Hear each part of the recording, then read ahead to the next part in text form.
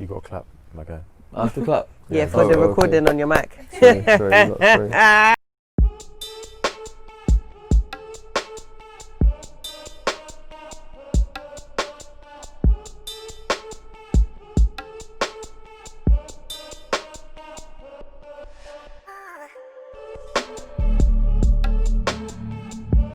But I'm still having fun, so catch me at the party in the Mardi Gras. Everybody charged off the Charlie, given half a chance. You could probably tell your life story, but I can't be asked, so I guess I'll see you in the morning. Welcome back to Plot London with me, Arenma. We got Glory in the building. How you feeling? I'm good, you know. I've got my mango juice, the sun's out, and we've got a very special guest. I'm excited. I'm intrigued about this guy. You know?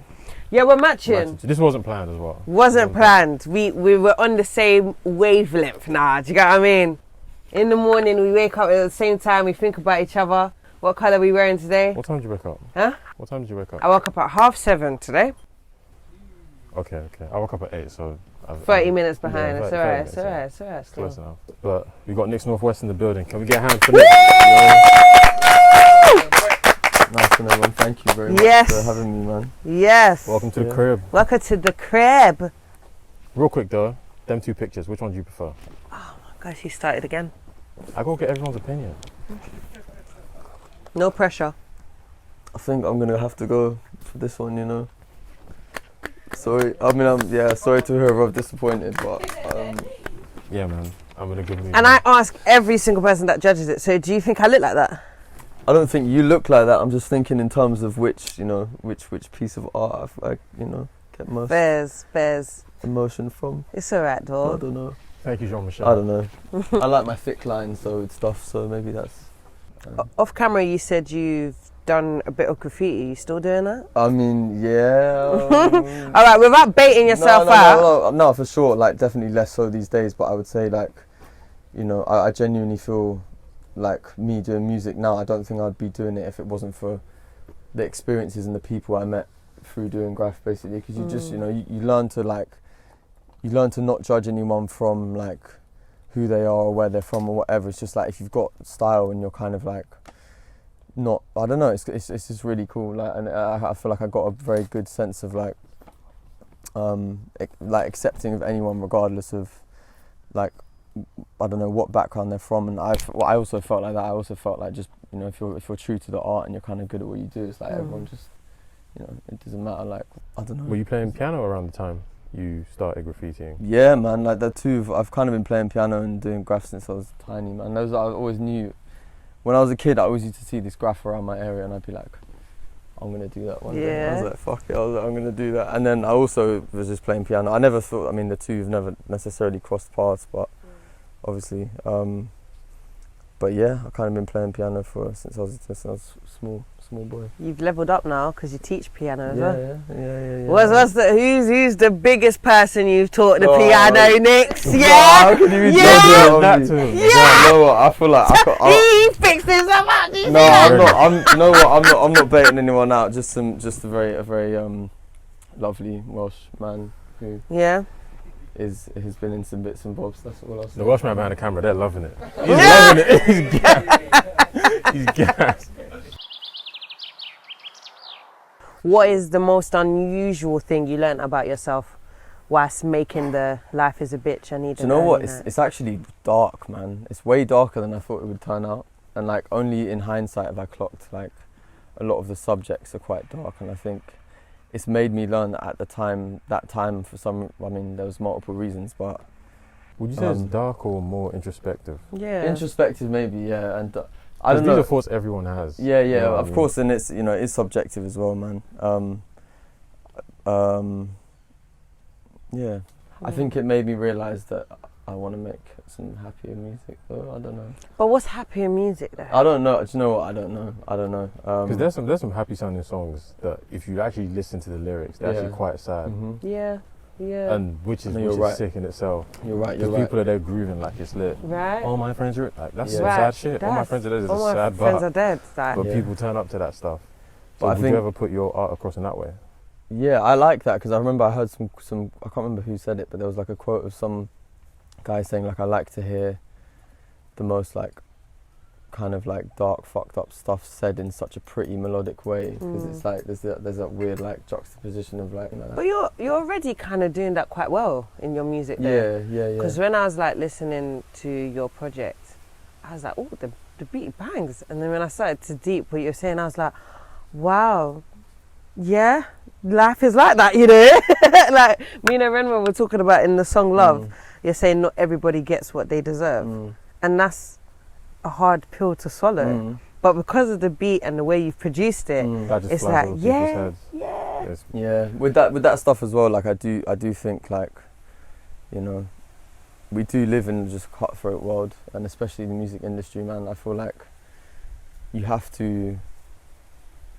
just have to just grind and put it in. I think it's like no one's really, I mean, obviously it's quite an extreme point of view, but I'm kind of like, no one actually really deserves anything. Like, you could be mad talented, but and some people get lucky, you know. Some people have banging connections and their kind of way up is way easier, but that's just it, man. That is just life, I think.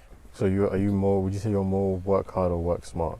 I think both. You got to do both in a way. Like, I think you're gonna be, if you work smart, but you don't work hard, you'll be beaten by the person that works smart and works hard. Do you know what I mean? And I was having this conversation with my grandma, weirdly enough, the other day, man. She was like, you know, back in my day, everyone's like, work hard. Everyone loves a back in my day. She was like, she was like, now it's work smart, and it was an interesting conversation. But I think you've got to know how to like finesse situations and be on top of the ball. Because you know, you could argue as well that, like, I don't know, like a scaffolder or whatever that wakes up at 5 o'clock in the morning every day and gets in from work at like 7 p.m. Like, they're working hard, but you know, they might be working way harder than someone who's like, I don't know, got connections or you know what I mean? has one good conversation. Yeah, exactly.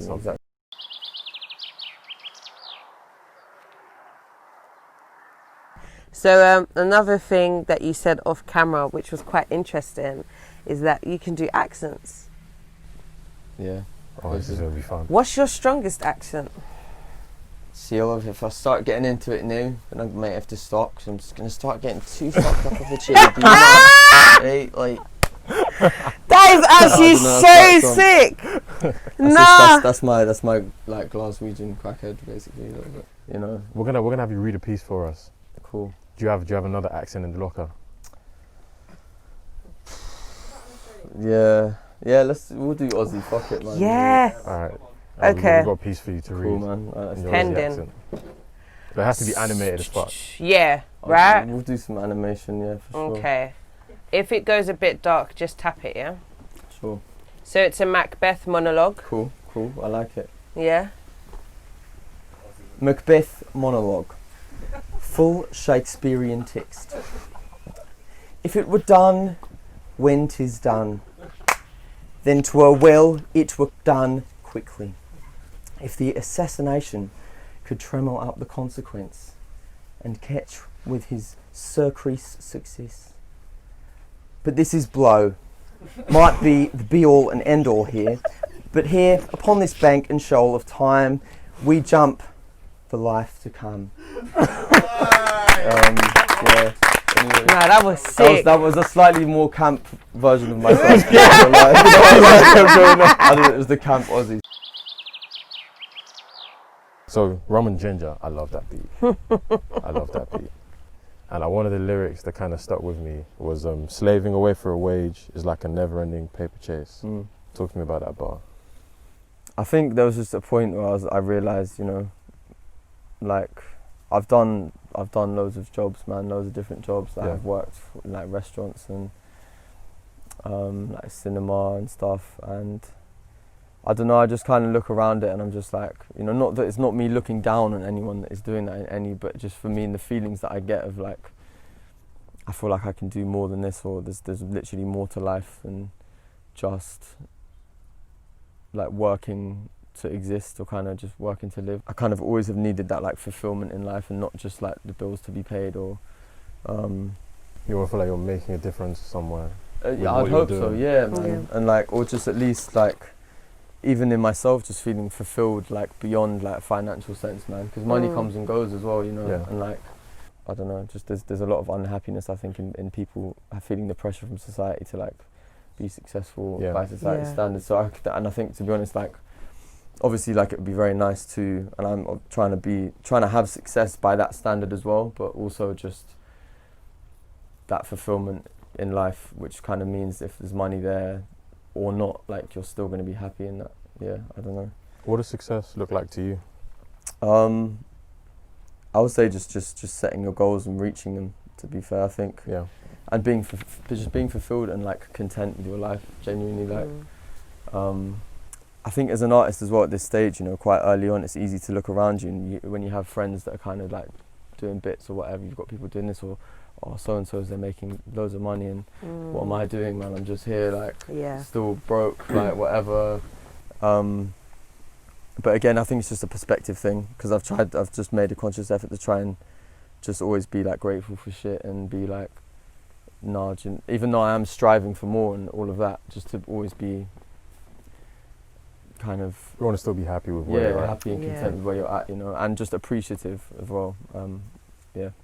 Is that a reason why you don't follow anyone on Instagram, to kind of avoid that comparison? A little bit, to be honest. Like, I mean, very good segue. In the beginning, like, very good segue. I must give that to you. No, in the beginning, because I've got another personal Insta, and I kind of have like all the people I'm inspired by and shit. I follow it on that and just keep it low key and whatever. And I thought, you know, I'm making another Insta. Like, do I need to follow loads of people again? And I'm already, because I can already like have an element of, you know, scrolling and whatever, and there's, oh, this person's just done that, or this person's done that banging live session, and it's always this comparison thing, and it's kind of hard to.